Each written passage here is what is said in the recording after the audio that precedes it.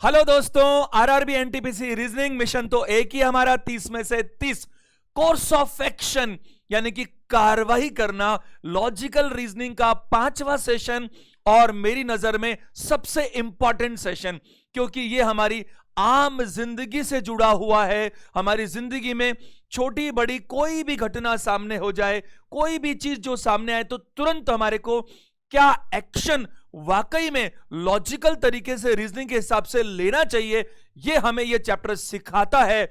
और एग्जामिनर हमसे परीक्षा में यह चैप्टर क्यों पूछता है, ताकि वो हमारी मैच्योरिटी को चेक कर सके। देखो, मैं आपको इसको बताऊं, एक छोटी सी बात। मुझे एक बात बताइए, खुद अपने आप से सोचिए कि कार्रवाई का काम कौन करता है। कार्रवाई का काम करती है अथॉरिटी, है ना? बताइए, जिसके पास में पावर है। जैसे मान लीजिए किसी शहर में कोई घटना घटित हुई, तनावग्रस्त माहौल है, कुछ लोगों ने झगड़ा कर लिया, कुछ और बात है, तो कार्रवाई कौन करेगा बताइए? वहां का कलेक्टर, है कि नहीं? अगर बड़े लेवल पर है तो, और छोटे लेवल पर है तो उस हिसाब से अधिकारी उसकी कार्रवाई करने वाले हैं। जब कोरोना का माहौल बहुत ज्यादा फैल गया, स्टार्टिंग में लगा कि यह बहुत ज्यादा हो सकता है और इसको रोकने के लिए लॉकडाउन लगाना चाहिए, तो यह कार्रवाई किसने की बताइए? यह कार्रवाई की हमारे देश की सरकार ने, और उसके सुप्रीमो कौन होते हैं? प्राइम मिनिस्टर, है कि नहीं? तो मैं आपको बताऊं, ध्यान दीजिएगा, कार्रवाई के लिए कुछ नियम हैं। कुछ नियम मैंने अपने हिसाब से बनाए, जैसे अजम्पशंस कंक्लूजन्स में नियम बनाए, तर्क देने में नियम बनाए। तो इसमें नियम ये तुलनात्मक रूप से आसान है लेकिन इंपॉर्टेंट है। सबसे पहली चीज ध्यान दीजिएगा, जब आप कार्रवाई करें तो आप ऐसे मानिए जैसे ये घटना आपके सामने घटित हुई है और आप खुद अथॉरिटी हैं। या यो मान लीजिए कि आप अगर इस व्यक्ति की जगह होते जिसको एक्शन लेना है, तो क्या एक्शन लिया जाना चाहिए। और मैं आपको सिखाने की कोशिश करूंगा कि जीवन में सही एक्शंस क्या होने चाहिए। देखो, हम इस बात से बच नहीं सकते, इस बात को बात करें कि हटा नहीं सकते कि जीवन में कभी कुछ घटित ही नहीं होता, अच्छा बुरा सब घटित होता है, तो हमें एक्शन तो लेना आना ही चाहिए। देखिए, पहला नियम, कार्रवाइयों में जो पहला नियम है जरा समझिएगा, क्योंकि मैं हमेशा रूल्स समझाता हूं। पहले रूल्स समझाने से मेरा आधा काम तो हो जाता है, फिर मैं क्वेश्चंस जो आपके एग्जाम में आए हुए हैं उनको उठा करके बात करूंगा, तो आपको लगेंगे हाँ ये क्लिक क्लिक फटाफट हो जाएगा। जरा देखो, पहला नियम क्या लिखा हुआ है, मामले की गंभीरता के अनुसार ही कार्रवाई की जानी चाहिए।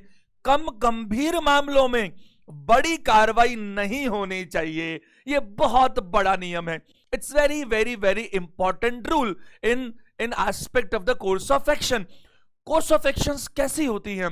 दे आर कंसिडर्ड एज प्रॉपर और इम्प्रॉपर, जिसे कहते हैं उचित कार्रवाई या अनुचित कार्रवाई। क्या लिखा हुआ है? यह लिखा हुआ है as per the intensity of the situation of the problem course of action must be there. यानी कि मामला जितना गंभीर हो उसके हिसाब से कार्रवाई करनी है। मामला छोटा सा है, कार्रवाई बड़ी। जैसे मान लीजिए कोई एम्प्लॉय है, वो एक दिन ऑफिस में लेट पहुंच गया, थोड़ा सा 10 बजे का टाइम था, 10:15 बजे वो पहुंच गया। अब साहब गलती तो की है, टाइम तो 10 बजे का था, पब्लिक खड़ी हुई है उसके इंतजार में, कार्रवाई तो करनी पड़ेगी। कार्रवाई कौन करेगा? मैनेजमेंट करेगा। तो मैनेजमेंट में कार्रवाई की, किसको सस्पेंड कर दो। क्या यह कार्रवाई उचित है? ना जी ना, बिल्कुल गलत बात है। एक बार लेट हुआ है और आपने कार्रवाई कर दी, इसको सस्पेंड कर दो। मामला कम गंभीर था और कार्रवाई आपकी बहुत बड़ी हो गई, तो यह बैलेंस नहीं हो पा रहा। समझ पा रहे हो मेरी बात को? यह अच्छी बात नहीं है। तो क्या कार्रवाई करनी चाहिए? कार्रवाई यह करनी चाहिए कि उस एम्प्लॉय को समझाना चाहिए कि देखो, पब्लिक डीलिंग में बैठते हो तुम और 10 बजे आना चाहिए, और कोई जेन्युइन कारण है तो बताओ क्यों लेट हुए। कोई गाड़ी खराब हो गई, किसी ने रोक लिया, कोई और बात है तो बताओ, और नहीं तो आप अगली बार से समय से आया करो। अगर कोई 2 3 4 बार लेट होता है तो आप उसको वार्निंग दे सकते हो। और अब सुनिए जरा ध्यान से, छोटी बातें बड़ी कब होती हैं एक्शन के लिए, सुनना जरा। वो एम्प्लॉय हमेशा लेट आता है, 10 का 10:30 आता है और उसने कहा तुम कुछ भी कर लो मैं तो लेट ही आऊंगा। अब मामला गंभीर बन गया, क्योंकि ये रिपीट होता है। अब बड़े एक्शन लिए जा सकते हैं। क्या मेरी बात आप समझ पा रहे हैं? तो ये पहला नियम है। छोटे मामले तो आप छोटी कार्रवाई करेंगे। बड़े एक्शन, इतने गंभीर मामले, एक बात बताओ, अगर किसी को थोड़ा सा ऐसा लग रहा है जैसे कि भाई सर में दर्द हो रहा, मामूली सा, तो क्या कार्रवाई उस जिसको सर में दर्द मामूली सा हो रहा है, क्या कार्रवाई के रूप में उसको इमरजेंसी में भर्ती करवा सकते हैं अस्पताल में? क्या यह सही कार्रवाई है? ना जी ना। अरे सर में दर्द होना मामूली बात है, जबकि किसी अस्पताल के इमरजेंसी में एडमिट करवाना बड़ी कार्रवाई है। ना जी, बिल्कुल नहीं। छोटा मामला छोटी कार्रवाई, बड़ा मामला बड़ी कार्रवाई। आप नियम सुनिएगा ध्यान से। मैं इतने साल से पढ़ाता आ रहा हूं, तो जो चीजें हैं वो मैंने रिटर्न में लिखी है ताकि आपके रिकॉर्ड में रहे, और कभी नियम बनते हैं ना तो चीजें ज्यादा अच्छी समझ में आती है। दूसरा नियम देखिएगा, दूसरा नियम देखिए क्या है। कार्रवाई हमेशा व्यवहारिक होनी चाहिए, जिसे वास्तव में लागू किया जा सके। देखो एक शब्द क्या लिखा हुआ है, practical, must be implemented and logically followed.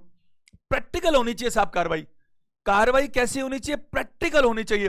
Practical से क्या मतलब है कि आपको अच्छा तो लग रहा है, आपको अच्छा तो लग रहा है, लेकिन वास्तव में उसे कर पाना भी तो संभव हो। जैसे देखो हमारे देश में बेरोजगारी बहुत ज्यादा है ना, बताओ। अनएम्प्लॉयमेंट बहुत ज्यादा है, ये दुख की बात है। अब आपने कहा ऐसा करो, सरकार के हाथ में हर डिपार्टमेंट में 50-50 लाख वैकेंसीज निकाल दो। वैकेंसी निकालने में क्या जाता है, निकाल दो, भर्ती कर लो, अच्छी बात है। क्या ऐसा करना व्यवहारिक हो पाएगा? ऐसा करना अच्छा तो है, लेकिन व्यवहारिक नहीं हो पाएगा। मेरी बात आप समझ पा रहे हो? किसी कॉलोनी में चोरियां डकैती बहुत हो रही है साहब, तो आपने कहा ऐसा करो, हर घर के बाहर एक पुलिस वाले की ड्यूटी लगा दो, तो चोर कैसे आएंगे बताओ? हां, अच्छी बात है, कार्रवाई तो अच्छी लग रही है, लेकिन इसको कर पाना व्यवहारिक नहीं है। व्यवहारिक कैसे करोगे बताओ आप? क्या मेरी बात आप समझ पा रहे हो? तो हमें बहुत सारे से काम है जो हमें अच्छे लगते हैं, हमें तो अच्छे लगते हैं हर किसी को 10-10 लाख रुपए दे दे, लेकिन सरकार को अच्छा तो लग रहा है, लेकिन ये देना व्यवहारिक नहीं है। तो बहुत सारी चीजें ऐसी होनी चाहिए जो वास्तव में लागू की जा सके, है या नहीं? आपने कहा सबको फ्री एजुकेशन दे दो, फ्री मेडिकल सर्विसेज दे दो, सभी कुछ फ्री दे दो, कोई पैसा लगना है नीचे किसी भी काम का, तो जो कमाओ जो बचा लो। अरे कितना अच्छा लग रहा है सुनने में, लेकिन ये कर पाना व्यवहारिक नहीं हो पाएगा, इसलिए ऐसी कार्रवाइयों को उचित नहीं माना जाता। चलिए रूल नंबर 3 पर आते हैं। अभी मैं आपको कुछ आपके एग्जाम्स में आए हुए क्वेश्चंस उठाऊंगा, तो जैसे आप देख पा रहे हैं पुराने सेशंस कि अगर आप इन रूल्स को समझ लेते हैं एक बार, तो फिर क्वेश्चंस को तो केवल टिक कर सकते हो फटाफट, क्योंकि ये नियम से बाहर कुछ जाने वाला है नहीं। नंबर 3 देखिएगा, कार्रवाई कम से कम समस्या की गंभीरता को कम तो जरूर करे, कोई नई समस्या पैदा ना कर दे। यानी कि course of action must be at least reduce और minimise the problem, it must not create a new problem. कई बार क्या होता है कि हम कुछ कार्रवाई करते हैं और वो समाधान भी हो जाता है, जो समस्या थी उसका समाधान भी हो गया, लेकिन उसका समाधान तो हो गया बट उससे नई बड़ी एक समस्या पैदा हो गई, तो ऐसी कार्रवाइयां उचित नहीं मानी जा सकती। जैसे मान लीजिए किसी व्यक्ति की तबीयत खराब है, डॉक्टर ने एक दवाई प्रेस्क्राइब की, उसने वो दवाई खा ली और उसको वो बीमारी ठीक हो गई, लेकिन वो दवाई उसको रिएक्शन कर गई और इसकी वजह से एक नई बीमारी पैदा हो गई और वो उससे ज्यादा गंभीर है। तो क्या आपकी कार्रवाई उचित थी? बिल्कुल उचित नहीं थी। इसीलिए देखिए बहुत बार कुछ बीमारियों में डॉक्टर मरीज से जरूर ये पूछ लेते हैं कि आपको किसी दवा से रिएक्शन तो नहीं है, क्या एंटी चीज तो नहीं खा रहे हो आप, बताओ है कि नहीं। अगर मैं बात करूं सिंपल भाषा में, आपने क्या किया, बढ़िया सी खीर खाई, बहुत बढ़िया मस्त खीर बनी थी, मजा आ गया, और खीर की कटोरी नीचे रखी रही कि दही बड़े की प्लेट अपने हाथ में आ गई। अब मुझे बताओ, मैं सिंपल भाषा में समझाने की कोशिश कर रहा हूं, ये दो चीजें विरोधी हैं, तो आपको शरीर को फायदा कम होगा और नुकसान ज्यादा हो जाएगा। हमारे घरों में साफ सफाई करने के लिए हमने कहा अभियान चलाएंगे, लेकिन वो कूड़े को उठाकर अपन घर के बाहर रोड पे डाल देंगे या पड़ोस में जो मकान खाली है उसमें डाल देंगे, तो मालूम चला कि हमारा घर तो साफ हो गया, लेकिन जो वो हमने कूड़ा कचरा साइड में डाला या कोई खाली प्लॉट में डाला जो पड़ोस में है, तो उससे नई बीमारियां पैदा हो सकती हैं। तो बहुत सारी चीजें ऐसी है जिसमें हमें यह जरूर देखना चाहिए कि हम जो एक्शन ले रहे हैं वो कम से कम प्रॉब्लम को खत्म भी ना करे तो मिनिमाइज जरूर करे, और अगर वो ऐसे के ऐसे रखा हुआ है तो कोई फर्क नहीं पड़ने वाला। मेरी बात आप समझ पा रहे हैं? और एटलीस्ट अगर कम भी बाई चांस ना हो तो एटलीस्ट कोई नई समस्या तो पैदा ना करे, वो ज्यादा जरूरी होना चाहिए। प्रश्न संख्या रूल नंबर 4 देखिएगा। उचित कार्रवाई हमेशा तुरंत कदम उठाने की होती है, ना कि भविष्य की लंबी योजनाओं के बारे में निर्णय लेने की होती है। यह बहुत इंपॉर्टेंट रूल है, इसमें बच्चे खूब गलती करते हैं। Proper course of actions are the immediate action, immediately action लेना है, taking aspect of urgency, these are not the decisions for long period of time. अरे लंबे समय के लिए 20 साल की योजना बनाएं, वो कोर्स ऑफ एक्शन होता ही नहीं है, सवाल ही पैदा नहीं होता, ये गलत चीज है। कार्रवाई हमेशा क्या होती है? तुरंत, इमीडिएटली क्या करना है। इसका एक कॉमनली एग्जांपल मैं अगर दूं, हम किसी रास्ते से जा रहे हैं, रास्ते में कोई दुर्घटना घटित हो गई, तो दुर्घटना अगर घटित हो गई और व्यक्ति बहुत ज्यादा ऐसा लग रहा है हमें परेशानी में है, तो हमारी एक्शन क्या होना चाहिए? मैं 3-4 एक्शन बताता हूं। पहला एक्शन तो ये कि हम ये मालूम करें कि इसको किसने टक्कर मारी, और जिसने इसको टक्कर मारी उसको दंड दिलाने के लिए हम पूरी प्रक्रिया करें। क्या ये एक्शन लेना अच्छा होगा? ये action, course of action proper नहीं है, ये लॉन्ग टर्म में देखा जाएगा। अभी इसकी जरूरत नहीं है। अभी किस चीज की जरूरत है? इस व्यक्ति को फर्स्ट एड देने की जरूरत है। इसके जो खून बह रहा है इसको रोका जाए और तुरंत इसको कहीं आसपास के अस्पताल तक पहुंचाया जाए। हमें यह कार्रवाई भी नहीं करनी, ये डिसाइड करने वाले हम कोई नहीं होते कि इसको कोई और गंभीर परेशानी तो नहीं हो गई। वो काम करने का लॉन्ग टर्म में डॉक्टर का काम है, लेटर ऑन। तो आपको क्या करना है? उचित कार्रवाई वो मानी जाती है जो तुरंत एक्शन लिया जाए।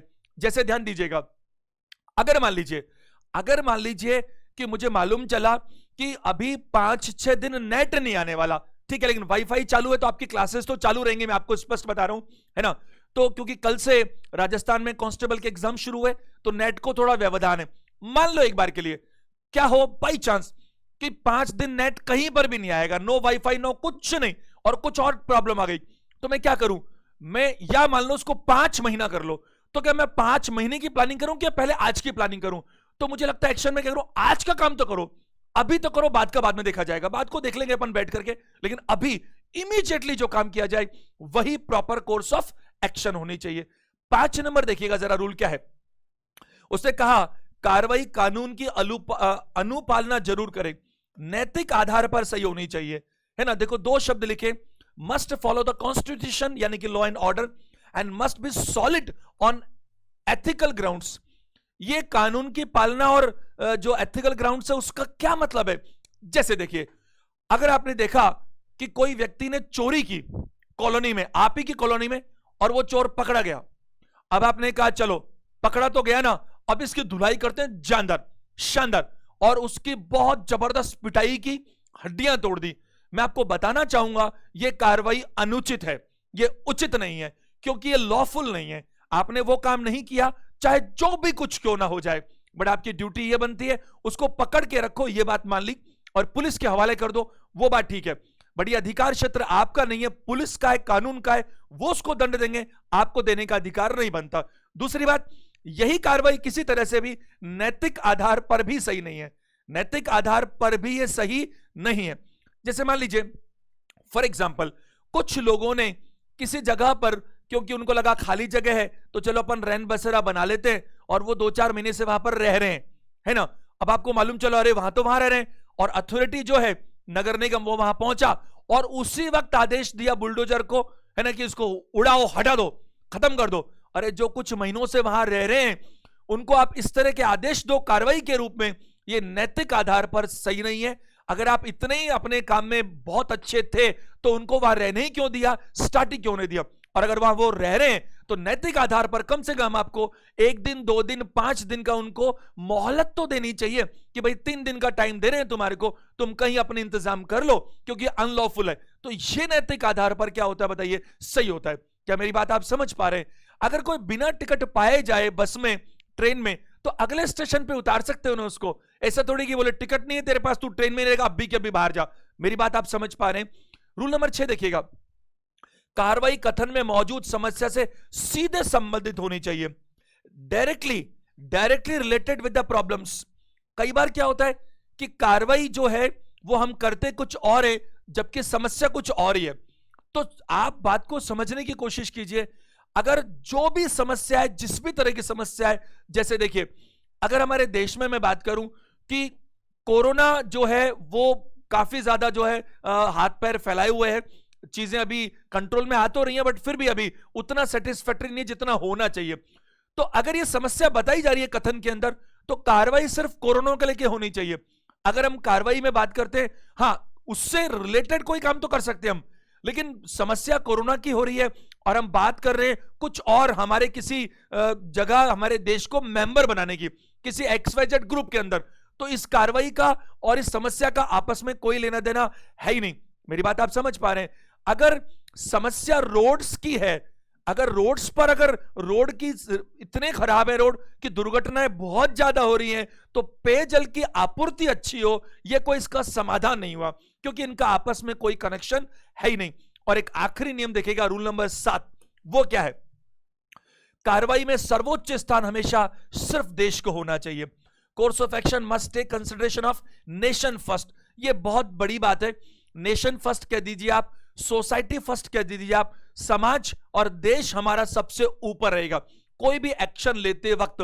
देखिए, जब सरकार को रेल डिपार्टमेंट को कोई नई रेल लाइन बिछानी होती है, तो वो रेल लाइन बहुत बार हमारे देश के जो सबसे ज्यादा जिनका आदर किया जाना चाहिए, किसान, उनके कई बार खेतों के बीच से गुजरती है।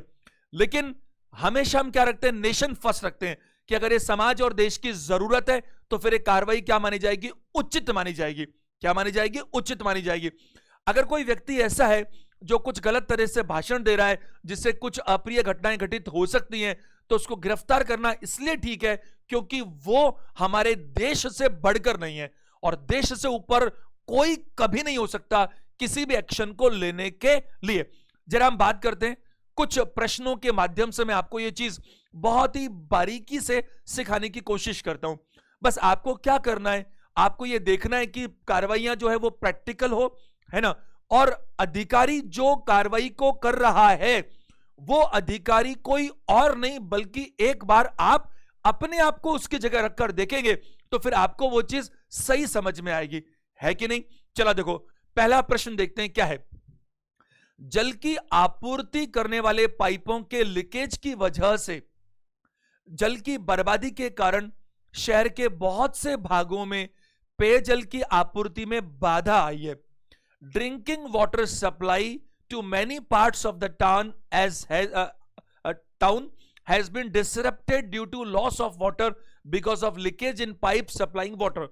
इसने कहा दो बातें। पहली, जो जल की आपूर्ति करने वाले पाइप होते हैं ना, पाइप देखो अपने घरों में जो नल लगे हुए हैं, वो जिन पाइप्स के थ्रू पानी आ रहा है वही पाइप की बात कर रहा है, और उन पाइपों में क्या हो रहा है? लीकेज। क्लियर पता है कि वजह से जल की बर्बादी के कारण शहर के बहुत से भागों में पेयजल की आपूर्ति में बाधा आई है। तो इसने क्लियर कट बोला है कि शहर के बहुत सारे भागों में ड्रिंकिंग वाटर सप्लाई नहीं हो पा रहा। क्यों नहीं हो पा रहा? स्पष्ट पता है। क्या पता है साहब? कि जो लीकेज है वो है। अब कार्रवाई करेंगे। एक बार मैं आपको कहना चाहता हूं, आप अपने आप को इस डिपार्टमेंट का हेड मान लीजिए, एक बार अज्यूम कीजिए, और फिर जनता ने आपको कहा, रे साहब क्या करें, ये हमारी कॉलोनी में पानी नहीं आ रहा। क्यों नहीं आ रहा पानी? क्योंकि बोले साहब वो पाइप्स देखो लीकेज हो रहे हैं, वो हमें साफ साफ दिख रहा है। तो आप जरा देखो कार्रवाई क्या होनी चाहिए। पहली, सरकार को इस मामले में जांच के आदेश देने चाहिए।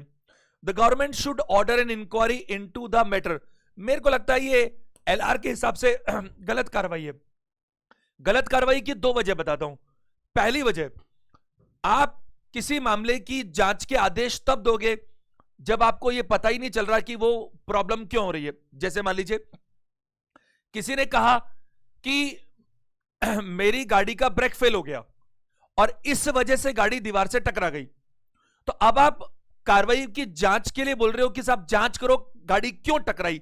अरे वो खुद कह तो रहा है कि भाई उसने मैं बात करूं कि गाड़ी का ब्रेक ही फेल था तो इसलिए टकरा गई। तो जो चीज आपको पहले से पता है उसकी क्या जांच करनी? किसी बच्चे ने परीक्षा में अपीयर ही नहीं हुआ और वो फेल हो गया, तो आप बड़े सेंसिटिव हो उसके प्रति, बोले यार जांच करवाओ एक बार बच्चा फेल कैसे हुआ, तो लोग कहेंगे पागल आदमी है। पता है ना पहले से ही, परीक्षा देता तो कुछ होता ना, तो कुछ सोचते भी कि परीक्षा दी और बहुत अच्छे पेपर हुए, टॉप हो रहा था हमेशा मॉक टेस्ट में और फिर फेल हो गया। अरे देखो सुनो ध्यान से, जो होना चाहिए था वो नहीं हुआ तो जांच बनेगी ना, वही हुआ जो होना चाहिए था, तो जांच किस बात की। तो यहां पहली बात तो ये कि चूंकि मुझे कारण पहले से पता है, पाइप्स में लीकेज, इसलिए जांच बनती नहीं। दूसरी बात, मैंने कहा आपको इमीडिएट एक्शन चाहिए, तो अभी आपको क्या करना है, अभी आपको ऐसा कुछ करना है कि तुरंत कोई एक दो लोगों को भेजो डिपार्टमेंट से और उनको बोलो बाद में देखेंगे बाकी क्या हो रहा है क्या नहीं हो रहा, किसकी गलती हुई, पाइप किसने सप्लाई की, क्या वो सब बात की बात है। तुम अभी जाओ और इनको रिपेयर करो ताकि पानी तो चालू हो, पानी तो चालू हो फिर देखेंगे अपन। तो बात करें, पहला गलत कार्रवाई है। दूसरी, नागरिक निकाय को क्षति का जायजा लेने और प्रभावी उपाय करने के लिए एक तथ्य शोधक दल का गठन करना चाहिए।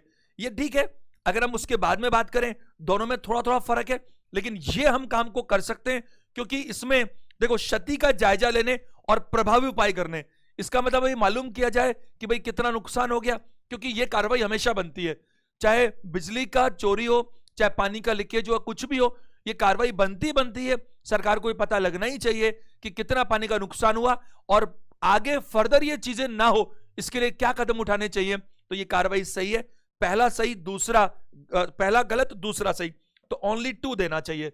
दूसरा देखिएगा, शहर के कई भागों में मलेरिया पीड़ित लोगों की संख्या में चिंताजनक वृद्धि हुई है।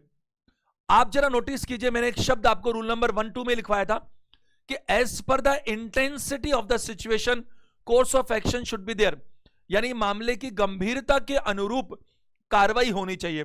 आप एक बात बताइए, कोई चीज के बारे में चिंताजनक बोला जा रहा है, देखो क्या लिखा हुआ है, there is an alarming increase in the number of people suffering from malaria in many parts of the city.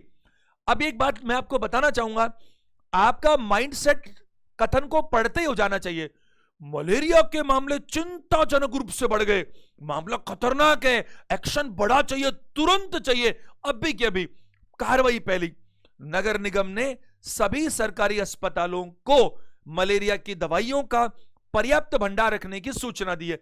यह बिल्कुल सही कार्रवाई है, ऐसा करना ही चाहिए, क्योंकि समस्या मलेरिया की थी, आपने भी मलेरिया के उपाय किया, बिल्कुल सही। मामला चिंताजनक था, इसलिए आपने इसको रखने के लिए बोला है, क्योंकि आप देखो कोई भी बीमारी फैलती है तो सबसे पहले सरकार कहां व्यवस्थाएं कर सकती है, सरकार प्राइवेट अस्पतालों में बाद में व्यवस्था करेगी, सबसे पहले जो उनके खुद के अस्पताल हैं यानी सरकारी अस्पताल, उनमें कम से कम दवाएं तो रखे। और ये कार्रवाई पूरी तरह से क्या बताइए उचित है, दवाइयां रखेंगी, ये जरूरी भी है। दूसरा, नगर निगम ने होना चाहिए ने लोगों को मॉस्किटो रिपेलेंट का उपयोग करने और अपने परिसर स्वच्छ रखने का अनुरोध किया है। देखो मलेरिया इसीलिए फैलता है, तो इसने बिल्कुल कहा कि municipal corporation has urge people to use mosquito repellents and keep their premises clean. बिल्कुल सही बात है, मच्छर मारने की जो व्यवस्था है वो करो ताकि मच्छर पनपे नहीं, क्योंकि मच्छर से ये बीमारी होती है, और अपने प्रेमाइसेस को क्लीन रखो। तो ये बिल्कुल उचित कार्रवाई है, ताकि ये मामला पहले से इतना फैला हुआ है और आगे ज्यादा ये ना फैले, तो ये उचित कार्रवाई है, दोनों की दोनों। तो मुझे कहना चाहिए फर्स्ट एंड सेकंड दोनों ही अच्छी कार्रवाई। तीसरा प्रश्न, बहुत से लोगों ने सरकारी संपत्ति पर अतिक्रमण कर अपने घरों और कारोबारी स्थलों का निर्माण कर लिया है। Many people have encroached upon government property and built their houses and business establishments। यानी उन्होंने क्या किया, सरकारी संपत्ति, कोई सरकारी जगह खाली पड़ी थी, कोई बिल्डिंग खाली पड़ी थी या कोई और जगह थी, लेकिन उन्होंने क्या किया, उस पर कब्जा कर लिया और अपने घर और कारोबारी स्थलों का निर्माण कर लिया। पहले माइंड मेकअप कर लो पहले से ही, क्या इन्होंने सही काम किया? नहीं, इन्होंने गलत काम किया। अगर इन्होंने सही काम किया तो फिर तो आप और मैं भी कर सकते हैं, फिर तो हम गलत मैसेज देंगे इस चीज को, तो ये गलत काम किया, तो एक्शन तो बनना है, इनके खिलाफ कार्रवाई तो होनी है। लेकिन इनके खिलाफ कार्रवाई होनी है वो तो अच्छी बात है, लेकिन आप मत भूलिएगा आपको नैतिकता का ध्यान रखना चाहिए और कानून का ध्यान रखना चाहिए। इन दोनों बातों को छोड़कर आप एक्शन लेंगे तो गलत एक्शन हो जाएगा। कानूनन रूप से जो बनता है वो एक्शन लीजिए, नैतिक आधार पर जो बनता है वो एक्शन लीजिए। पहली कार्रवाई, सरकारी भूमि से सभी अनाधिकृत निर्माणों को हटाने के लिए सरकार को तत्काल कदम उठाने चाहिए। बिल्कुल ठीक बात है, एक्शन तो उठाओ। The government should take immediate steps to remove all unauthorised constructions. ये इमीडिएट स्टेप का ये मतलब नहीं है कि आप गए और उठाकर फेंक दिया। इमीडिएट स्टेप्स का ये मतलब है कि आपने एक्शन लेना शुरू कर दिया, प्लानिंग बना दी, ये सोचा इनको कैसे हटाया जाए, एक तरीके से उठाया जाए। जैसे मैं आपको बताऊं, अगर मैं अथॉरिटी हूं तो मैं क्या करूं, मैं वहां जाऊं और पहले नियमों को देखूं, नियम क्या बनते हैं ऐसे मामले में। मान लो नियम कहते हैं कि इनको 15 दिन का नोटिस देना चाहिए कि भाई वो कोई अपना घर शिफ्ट कर रहा है, तो अचानक कोई कहीं कैसे जाएगा, कहां जाएगा, तो पहले ढूंढेगा तो सही ना। अब जो हो गया वो तो हो गया, जो कब्जा कर लिया वो तो कर लिया। अगर आप अपने काम में इतने ईमानदार थे तो आपके रहते वो कब्जा हुआ कैसे? अब हो ही गया तो कम से कम उसको हटाने का काम तरीके से तो होना चाहिए। आपने मान लो नियम 15 दिन के, तो आपने 15 दिन का उनको नोटिस दिया कि साहब 15 दिन का आपको टाइम दे रहे हैं, इसमें आप अपनी व्यवस्था कर लो, और अगर आपने नहीं की तो 16वें दिन हम आएंगे और उसको हटा देंगे। ये उचित बनता है अगर नियम बनते हैं तो। अब 15 दिन के नियम है, 30 दिन के, 2 महीने के, वो अलग बात है। मेरा काम नियमों को देखना थोड़ी है, मैं तो एक्शन बता रहा हूं क्या होना चाहिए, जो नियम है उसके हिसाब से होना चाहिए। तो ये बिल्कुल सही है, कदम तो उठाने चाहिए। दूसरा, सभी अतिक्रमणवादियों को तत्काल कारावास में डालना चाहिए और उन्हें भारी जुर्माना किया जाना चाहिए। यह बिल्कुल गलत कार्रवाई है। तुरंत आप उनको जेल में डाल दो और उस पर भारी पेनल्टी भी लगाओ, तो फिर जेल में आपको भी जाना चाहिए, क्योंकि आपके रहते उन्होंने कब्जा किया कैसे, जिम्मेदारी आपकी भी तो बनती थी। नहीं, ये मैंने आपको कहा ना, जितना मामला गंभीर है इतना बड़ा अपराध भी नहीं है कि उनको जेल में डाल दो। हाँ, कोई एक व्यक्ति किसी का मर्डर कर दे तो मामला गंभीर है, उसको समझाएंगे थोड़ी, देख ऐसे अच्छी बात नहीं है, मर्डर ऐसे नहीं करते, अगली बार से मत किया कर। नहीं नहीं, गलत बात है, मामला बहुत गंभीर है, और बहुत गंभीर है तो वहां कार्रवाई भी गंभीर होगी। लेकिन यहां पर मामला क्या है, उसे कारावास में डालना उचित कार्रवाई नहीं मानी जाएगी, सिर्फ पहला सही होना चाहिए। 4 नंबर देखिएगा, ये आपके ग्रुप डी का पेपर है 12, 11, 18 का, उसमें क्वेश्चन पूछा गया था। देखो, द्वार बंद होने पर भी लाइन पार करने वाले लोगों की लापरवाही के कारण रेलवे क्रॉसिंग पर कई लोग अपनी जान गंवा देते हैं। Many people lose their lives at railway crossings due to negligence of people crossing the line even when the gates are closed. आप देखते हैं ना बहुत बार रेलवे क्रॉसिंग पर फाटक लगा हुआ है दोनों तरफ से, फिर भी कुछ लोग क्या करते हैं, फाटक को थोड़ा ऊंचा नीचा किया, इधर से थोड़ा ऊंचा है, इधर से नीचा है, जहां ऊंचा है वहां से चुपचाप से बाइक निकाली, पार कर लिया। तो रेलवे क्रॉसिंग जब फाटक बंद है, द्वार बंद है, तो कायदे से तो क्या होना चाहिए, नियम क्या बनते हैं, अरे वो फाटक बंद इसीलिए तो किए थे ताकि क्या हो, ताकि वहां से लोग उस वक्त ना गुजरे, क्योंकि वो तो ट्रेन के गुजरने का टाइम है। अब लोग अपने कैलकुलेशन करते हैं, ट्रेन आएगी उससे अचानक, तभी थोड़ी फाटक बंद होता है, फाटक तो उससे 1-2 मिनट पहले बंद हो जाता है, तो अपन निकल जाते हैं। तो ये खतरनाक काम है। एक्शन क्या होगा, पहला, सभी रेलवे क्रॉसिंग बंद करने का फ्लाईओवर बनाए जाना चाहिए। सभी रेलवे क्रॉसिंग बंद करके फ्लाईओवर बनाए जाने चाहिए। बहुत अच्छी बात है, लेकिन ये गलत है। क्यों गलत है, मैं आपको बताना चाहूंगा। अरे एक बात बताओ मेरे को, हमारे देश में ऐसे हजारों ऐसी जगह है जहां पर द्वार ही नहीं बने हुए, ट्रेन गुजरती है वहां से। अरे बताओ कितनी जगह ऐसे नहीं है क्या, मुझे बताओ। अरे खेतों, क्या सब जगह दुनिया में जो रेल लाइन है उसके बगल में दीवार बनी हुई है क्या? अरे जहां जहां से पब्लिक गुजरती है वहां है, और बहुत सारी जगहों पर तो फाटक ही नहीं है। तो आप, मैं कह रहा हूं ये अच्छी बात है कि आप सब जगह फ्लाईओवर बना दो, बहुत बढ़िया बात है। लेकिन मैं आपसे पूछना चाहता हूं, क्या ये ऐसा कर पाना प्रैक्टिकली पॉसिबल है, या ऐसा अगर करे भी तो क्या इसमें बहुत बहुत साल नहीं लग जाएंगे? हमारे देश के हर गांव में बिजली पहुंचने में कितने साल लग गए और अभी भी पूरी तरह से नहीं पहुंच पाई है, लेकिन लगभग पहुंच गई है। तो मैं कहूंगा ये कार्रवाई इसलिए गलत हो जाएगी, अनुचित हो जाएगी, क्योंकि ये प्रैक्टिकली कर पाना संभव नहीं हो पाएगा। दूसरा, उन लोगों को दंडित किया जाना चाहिए जो द्वार बंद होने पर रेलवे क्रॉसिंग को पार करते हैं। बिल्कुल सही बात है। हालांकि यह बात अलग है कि दंड किस लेवल का हो, दंड कैसा होना चाहिए, उनको समझाना चाहिए, वार्निंग देनी चाहिए कि तुम अगली बार जाओगे तो ऐसा होगा, ऐसे करेंगे। लेकिन सीधा जेल में डाल दो तो वो भी ठीक नहीं है। दंडित करने का मतलब जेल डालना नहीं होता, दंडित करने का मतलब है किसी भी तरह का कोई दंड उन पर लगना चाहिए, वो बात है। तो मैं बात करूं, पहला गलत लगा, दूसरी कार्रवाई सही है, तो ओनली सेकंड देना चाहिए। आपके एग्जाम का क्वेश्चन है, ऑप्शन 1 सेकंड को दिखाता है। पांचवा प्रश्न, पिछले कुछ वर्षों में शहरी क्षेत्रों में सरकारी स्कूल छोड़ देने वालों की संख्या में काफी वृद्धि हुई है। The number of drop outs in government schools has significantly increased in the urban areas over the past few years. यह बहुत ही चिंता का विषय है, बहुत दुख और तकलीफ की बात है कि लोग अपने बच्चों को सरकारी स्कूल्स में नहीं पढ़ाना चाहते, लोग सरकारी अस्पतालों में इलाज नहीं कराना चाहते, जबकि लोग सरकारी अध्यापक या सरकारी बात करूं मैं डॉक्टर बनना चाहते हैं। तो अगर बात करें तो ये तो इसने मुझे समस्या बता दी। अब इसकी कार्रवाई करने की बात हो रही है कि पिछले कुछ सालों में, ध्यान से मेरी बात को सुनिएगा क्योंकि इस तरह के सवाल आपके एग्जाम में ज्यादा आते हैं। पिछले कुछ सालों में बहुत ज्यादा बच्चों के ड्रॉप आउट्स हैं सरकारी स्कूल से। तो पहला एक्शन, सरकार को शहरी क्षेत्रों के ऐसे सभी स्कूल तत्काल बंद कर देने चाहिए जिनमें स्कूल छोड़ने वालों की संख्या 20% से अधिक हो। बिल्कुल गलत कार्रवाई है। आप एक बात बताइए, क्या स्कूल्स को बंद करना उचित होगा? अगर आप स्कूल्स को बंद करोगे तो इसका मतलब तो यह हो गया कि आपने हार मान ली।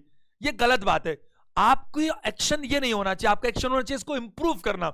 इंप्रूव करना मतलब कि ऐसी चीजें हो, आप ये देखो तो सही। उचित कार्रवाई ये बननी चाहिए कि आप इस बात की जानकारी लो, एनालिसिस करो, रिसर्च करवाओ, अध्ययन करवाओ कि ऐसा क्यों हो रहा है, क्या क्या कारण है इसके पीछे कि बच्चे स्कूल छोड़ रहे हैं, और वो जो कारण है उनको ठीक किया जाए ताकि बच्चे स्कूल ना छोड़ें और नए एडमिशंस भी बहुत सारे हो। ये उचित कार्रवाई है। जैसे देखो, आप अदरवाइज मत लेना, लेकिन मान लो एक बच्चे ने एग्जाम दिया, कंपटीशन एग्जाम, और वो पहली बार देने पर फेल हो गया। मान लो एक बार एलआर है, क्या करूं, मेरे को समझाने के लिए तो हर चीज बतानी पड़ेगी ना। वो पहली बार फेल हो गया, तो अब एक्शन की बात आई। क्या एक्शन लिया जाए साहब? एक्शन ये लिया जाए कि पहली बार फेल हो गया, छोड़ो, व्यापार करेंगे कोई छोटा मोटा, बात खत्म। नहीं साहब, ये कार्रवाई उचित नहीं होगी। कार्रवाई क्या उचित होगी? वो बच्चा एनालिसिस करे, अपने फेल होने के कारणों का पता लगाए, क्योंकि बिना पता लगाए कारण सॉरी बिना कारणों का पता लगाए वहां उसमें सुधार कैसे होगा? बच्चे ने एनालिसिस किया, मेरे ये सब्जेक्ट में कमजोरी है, यहां मैं गलती ज्यादा करता हूं, मेरी यहां स्पीड कम है, ये कारण है मेरे फेल होने के, अब मैं इसको सुधार लेता हूं और अगली बार पास हो जाऊंगा। ये उचित कार्रवाई है। किसी ने नया व्यापार शुरू किया, पहले साल में उसको थोड़ा सा नुकसान हो गया, क्या करे साहब कार्रवाई? व्यापार बंद करो। ऐसा व्यापार किस काम का जिसमें नुकसान हो? तो नहीं जी, गलत बात। आप ये एनालिसिस करो कि नुकसान क्यों हो रहा है, कारणों का पता लगाओ और अगली प्रयास करो कि अब नुकसान नहीं बल्कि फायदा होना चाहिए, है या नहीं? हां, सुनो ध्यान से, अब एक जरूरी बात सुनो।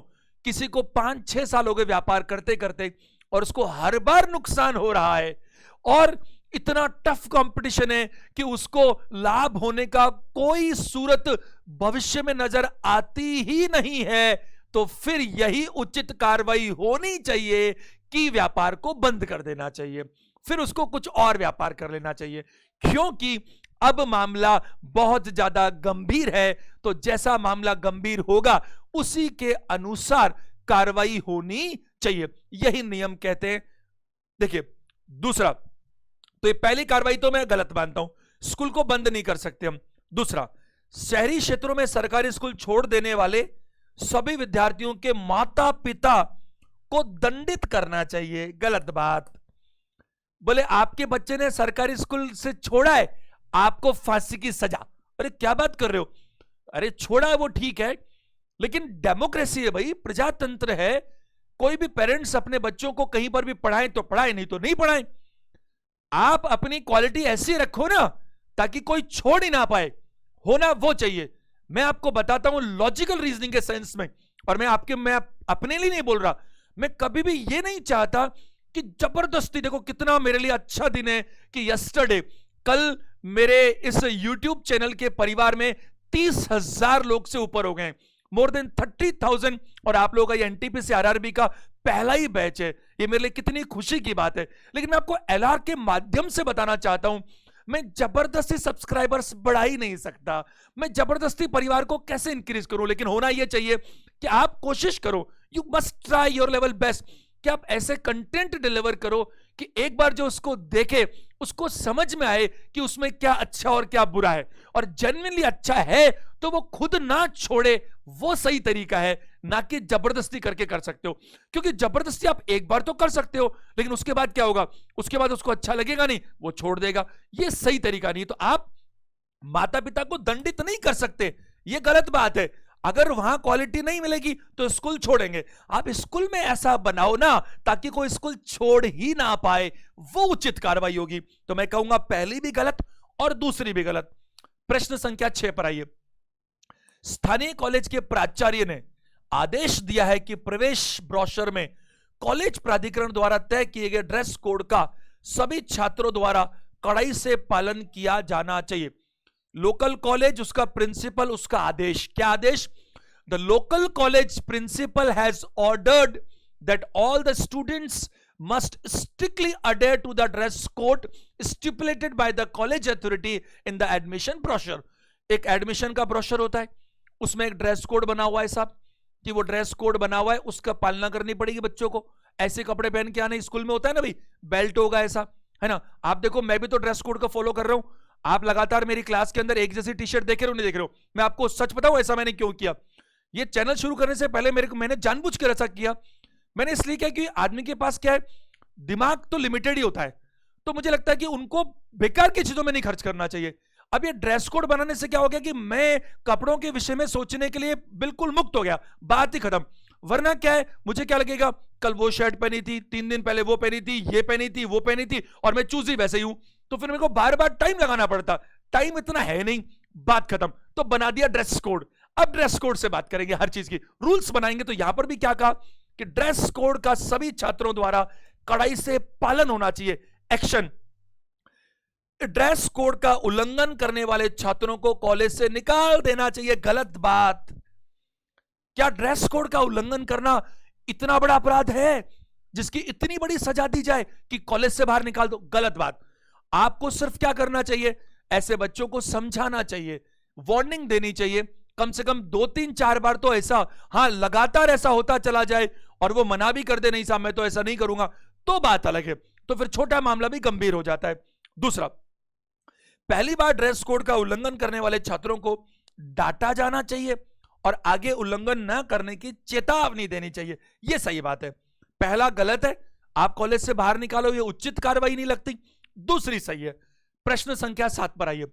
रेलवे ने अगले रविवार को शहर के भीतर मुख्य पटरी की मरम्मत करने का फैसला किया है और पूरे दिन रेलगाड़ियों के आवागमन को स्थगित करने का निर्णय लिया है। The railway have decided to repair the main tracks within the city on the following Sunday and have decided to suspend operations for the whole day। ये बहुत बढ़िया सवाल। रेलवे ने क्या डिसाइड किया साहब कि जो फॉलोइंग संडे, आने वाला जो रविवार है, आने वाला क्या है, रविवार है। जैसे मान लेते हैं फॉर एग्जांपल आज शुक्रवार है और वो कह रहे हैं परसों के लिए रविवार है कि भाई परसों क्या करेंगे हम कि शहर में जो मेन लाइन है ना रेलवे की, जहां से रेल गुजरती है, उनको रिपेयर करेंगे और पूरे दिन भर आवागमन को क्या करेंगे, स्थगित रखेंगे। क्योंकि जब ट्रैक बनेगा तो उस पर से कोई ट्रेन कैसे गुजर सकती है। पहला ये तो हो गया मामला। अब कार्रवाई देखो। यात्रियों की असुविधा कम करने के लिए रेलवे प्राधिकरण को सार्वजनिक अधिसूचना समय रहते निकाल दी। ये बिल्कुल सही है और ये कार्रवाइयां हमेशा ही उचित होती है। क्या उचित होती है? आपको अगर पहले से पता है कि आप संडे को रिपेयरिंग का काम करोगे, पूरे दिन भर वहां से ट्रेन नहीं गुजर सकती, तो फिर आपको जब पहले से पता है तो आपको यात्रियों को इन्फॉर्म कर देना चाहिए ताकि वो अपने हिसाब से ऑल्टरनेटिव अरेंजमेंट्स कर सके। आप देखो, अगर किसी डिपार्टमेंट को पता था कि 10 घंटे, मान लो ये तो रिपेयरिंग का काम है, मान लो रिपेयरिंग ना भी हो और रेल डिपार्टमेंट ने कोई रेल को कैंसिल कर दिया, और वो कैंसिल कब कर दिया, 10 घंटे बाद की ट्रेन है और अभी कैंसिल कर दिया, नहीं जा सकती साहब ट्रेन, क्योंकि आगे उधर काम चल रहा है। जब आपको 10 घंटे पहले पता है और यात्रियों के सबके फोन नंबर भी पता है, तो आपकी क्या ड्यूटी बनती है कि आप मैसेज तो करवाओ कम से कम, ताकि लोग परेशान ना हो। वरना लोग क्या होंगे, सारा इंतजाम करके लाएंगे, पूरा अपना सामान लाएंगे, स्टेशन पे आएंगे, तब जाके मालूम चलेगा कि यार ट्रेन तो कैंसिल हो गई। फिर मालूम चला 10 घंटे पहले ही पता था कैंसिल थी, तो फिर वो कहेंगे यार तुम्हें 10 घंटे पहले मालूम था तो कम से कम बताते तो सही। हाँ ना, बताइए। तो इसलिए आप देखो, जब कभी कहीं पर लंबे समय तक बिजली जानी होती है या और कोई सरकारी चीजों में व्यवधान आना होता है तो नोटिस पहले जारी करने चाहिए, यह उचित कार्रवाई बनती है। दूसरा, मरम्मत के समय के दौरान शहर में प्रवेश करने वाली लंबी दूरी की सभी रेलगाड़ियों को शहर की सीमा के बाहर ही रोक देना चाहिए। All the long distance trains entering the city during the repair hours should be terminated outside the city limit. यह बिल्कुल उचित कार्रवाई है। ध्यान से सुनिएगा, बच्चे इसमें गलती कर जाते हैं। देखो, आपने जैसे मान लीजिए फॉर एग्जांपल जयपुर सिटी में यह रिपेयरिंग का काम चल रहा है, तो जयपुर से गुजरती है पता नहीं सैकड़ों ट्रेन गुजरती हैं। तो अब आप क्या करोगे कि आप लॉन्ग टर्म की जो ट्रेन है, लॉन्ग डिस्टेंस की, दिल्ली से चली थी मुंबई तक जाने थी, बीच में जयपुर आ गया। आप सुनो मेरी बात ध्यान से, किसी के मन में कहा अरे साहब रिपेयरिंग का काम कर रहे हो, ढंग से सुनो, और आपने सारी ट्रेन को सस्पेंड कर दिया, रेलवे को आवागमन को स्थगित कर दिया, तो इनको तो जाने दो कम से कम, ये इनको जाने दो। मरम्मत के समय के दौरान शहर में प्रवेश करने वाली लंबी दूरी की सभी रेलगाड़ियों को शहर की सीमा के बाहर ही रोक देना चाहिए। मत रोको, जाने दो, रोक देना चाहिए। इसको मैंने सही बताया। अरे इससे क्या फर्क पड़ता है, चाहे लंबी दूरी हो चाहे छोटी दूरी हो। एक आपको एग्जाम्पल बताता हूं। देखिए, एग्जाम्पल नेगेटिव है लेकिन क्या करूं, एलआर के लिए मुझे बताना पड़ेगा। किसी हाईवे पर दुर्घटना हो गई, दुर्घटना हो गई साहब, और दुर्घटना इतनी भयानक थी कि ट्रैफिक जाम। अब बसें या कोई भी व्हीकल नहीं निकल सकता वहां से तब तक जब तक कि वहां से क्रेन उन गाड़ियों को उठाए ना, रास्ता नहीं खुला हुआ। तो अब आप मेरे को एक बात बताओ, एक ऐसी कार वाला है जहां दुर्घटना हुई उससे 100 मीटर दूर ही जाना है उसको आगे कार से, और एक ऐसा कार वाला है जिसको जहां दुर्घटना हुई उससे 5000 किलोमीटर आगे जाना है। चाहे 100 मीटर जाना हो चाहे 5000 किलोमीटर जाना हो, उससे क्या फर्क पड़ता है, दोनों रुके रहेंगे वहां पर, क्योंकि जो नहीं जा सकता वो नहीं जा सकता। तो इससे कोई फर्क नहीं पड़ता कि लॉन्ग डिस्टेंस ट्रेन है कि शॉर्ट डिस्टेंस ट्रेन है। अगर मामला ऐसा है कि वहां रिपेयरिंग का काम चल रहा है, ट्रैक से नहीं गुजर सकते, तो चाहे लंबी दूरी की हो चाहे छोटी दूरी की हो, सब रुकेंगी और यह कार्रवाई उचित बनेगी। 8वां, शहर के भीतर हाईवे पर ड्राइव करने वाले बहुत से मोटर चालक स्वीकार्य गति सीमा से कहीं ज्यादा गति से चलाते हुए पाए गए हैं।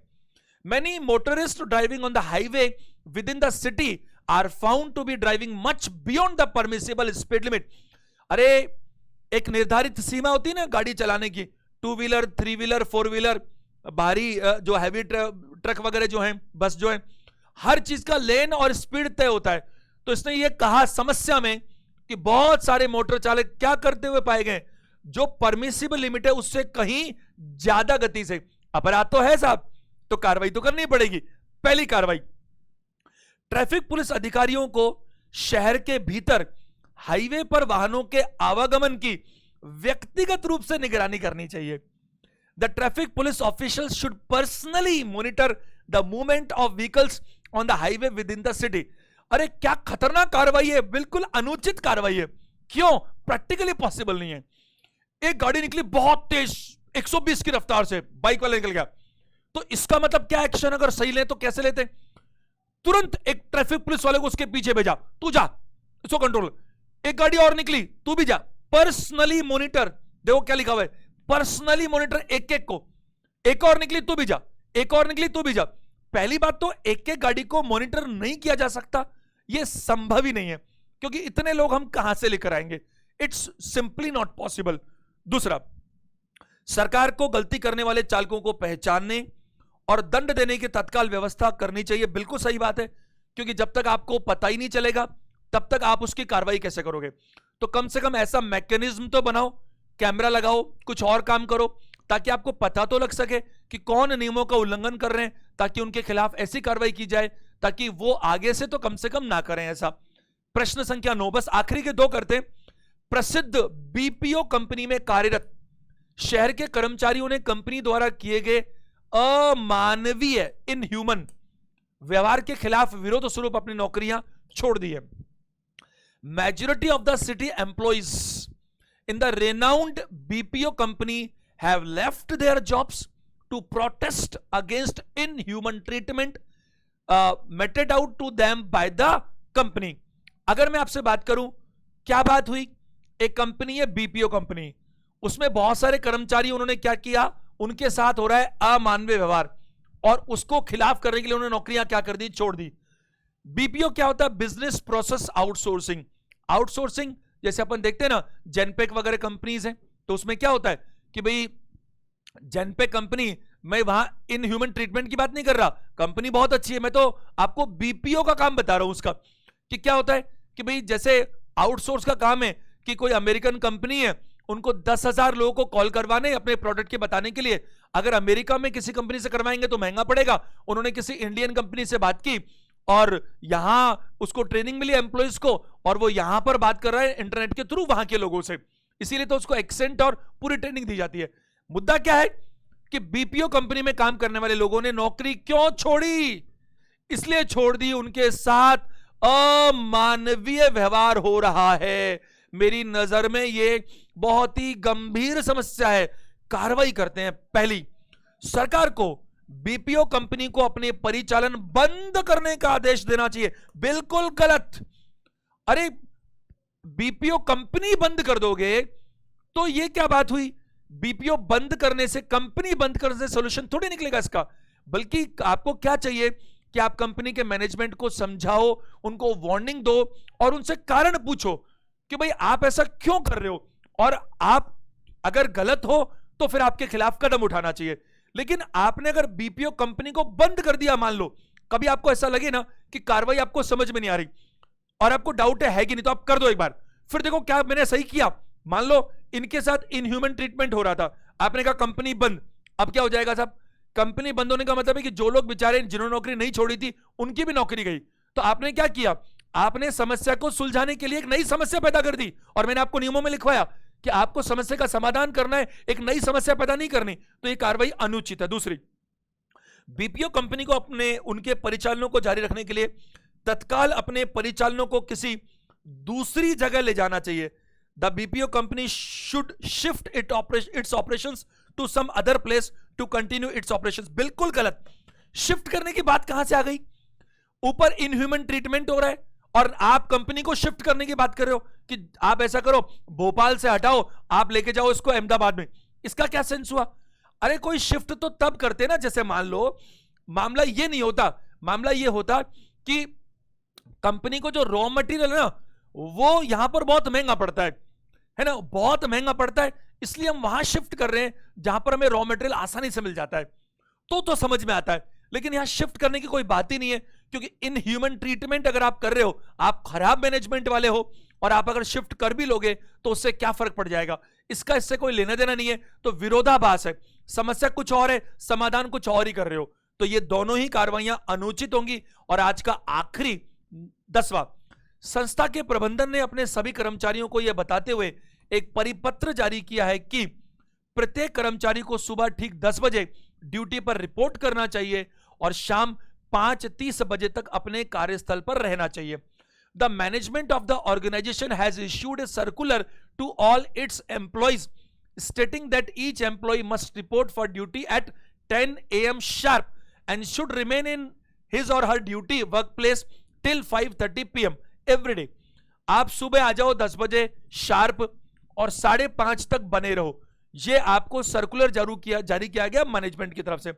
पहली कार्रवाई, समय सारणी का पालन न करने वाले कर्मचारियों की पहचान करने के लिए प्रबंधन, ये प्रबंधन है, प्रबंधन को एक व्यवस्था विकसित करनी चाहिए. सही बात है. आप एक बात बताओ, ध्यान से सुना मेरी बात को. आपने कहा ऐसे लोग जो रोड पर शराब पीकर गाड़ी चलाएंगे उनके खिलाफ कार्रवाई की जाएगी, और आपके पास कोई तरीका ही नहीं है पता लगाने का कि किसने शराब पी है, तो फिर आपकी बात बोलने का फायदा क्या हुआ? आपने कहा गाड़ी जो तेज चलाएगा उसके खिलाफ कार्रवाई करेंगे, तो आपके पास कोई तरीका ही नहीं है पता लगाने का कि गाड़ी कौन तेज चला रहा है. आपने कहा जो लोग लेट आएंगे उनके खिलाफ कार्रवाई की जाएगी, आपके पास तरीका ही नहीं है कोई पता लगाने का कि लेट कौन आया. अरे कोई अटेंडेंस का बात करो, कोई बात करें कि थंब वाला निशान का जो मशीन रहती है उसकी बात करो, कुछ तो करो, कोई व्यवस्था तो विकसित करो, नहीं तो आपके बोलने का कोई सेंस ही नहीं रहा। 10 बजे आओ, 5:30 तक बने रहो, पता कैसे चलेगा? किसी को डेप्यूट करो उस काम के लिए। तो ये बिल्कुल सही है। दूसरा, उन सभी कर्मचारियों को संक्षिप्त प्रक्रिया से निलंबित कर देना चाहिए जो समय सारणी का पालन करने में असफल रहे। ये बिल्कुल गलत बात है, क्योंकि जो समय सारणी का पालन नहीं कर पा रहे, आप उनको सस्पेंड नहीं कर सकते, आप उनको वार्निंग दे सकते हो। और मेरी आज की अंतिम बात वो ये कि आप उनको निकाल सकते हो अगर वो लगातार लेट आ रहे हैं और उन्होंने साफ साफ कह दिया है कि हम तो जल्दी आएंगे ही नहीं, चाहे जो मर्जी हो कर लो, तो भी आप नहीं निकाल सकते। इस मैटर को आगे टॉप मैनेजमेंट में लेके जा सकते हो और फिर वो निर्णय करेंगे, साहब ये तो एम्प्लॉय 10 नहीं 11 बजे ही आता है और मना कर दिया इसने, तो नौकरी के हिसाब से तो उसको चलना ही पड़ेगा ना। और नहीं चलेगा अंत तक तो फिर उसे सस्पेंड होना ही पड़ेगा एक लेवल में क्रॉस करने के बाद। उम्मीद करता हूं आपको एलआर में भी मजा आ रहा है, क्योंकि आम जिंदगी में भी तो इन चीजों का हमें बहुत बहुत बहुत उपयोगिता समझ में आनी चाहिए। आपको अच्छा लगता है तो मैं हमेशा की तरह आपको कह रहा हूं, आप इस वीडियो को लाइक जरूर करें, अपने दोस्तों को शेयर करें जो तैयारी कर रहे हैं, ताकि उनको भी इन चीजों का फायदा मिल सके। ठीक है, मेरी शुभकामनाएं आपके साथ है और वीडियो देखने के लिए आपका बहुत बहुत धन्यवाद।